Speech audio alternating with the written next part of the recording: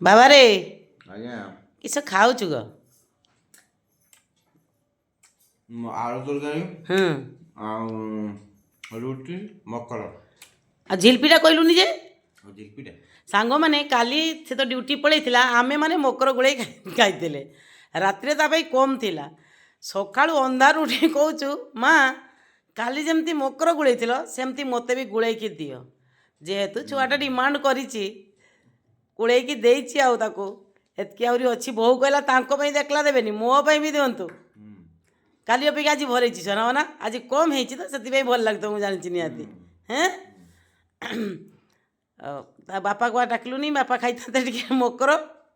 ବାପା ଆସୁଛନ୍ତି କାମ କରୁଛନ୍ତି। କାମ କରୁଛନ୍ତି ନା ତେଣୁ ଖାଇକି ଡ୍ୟୁଟି ଯିବୁ ନା ତାହେଲେ ଆଜି ସରପ୍ରାଇଜ୍ ଅଛି ସାଙ୍ଗମାନଙ୍କ ପାଇଁ ଗୋଟେ ବଡ଼ ସରପ୍ରାଇଜ୍ ଅଛି ଜଣାପଡ଼ିବ ଉପରଓଳି ନାଇଁ କି ହେଁ ଉପରଓଳି ଜଣାପଡ଼ିବ ନାଇଁ କି ହଉ ବାପା ଖାଇଦେ ହେଁ ହଁ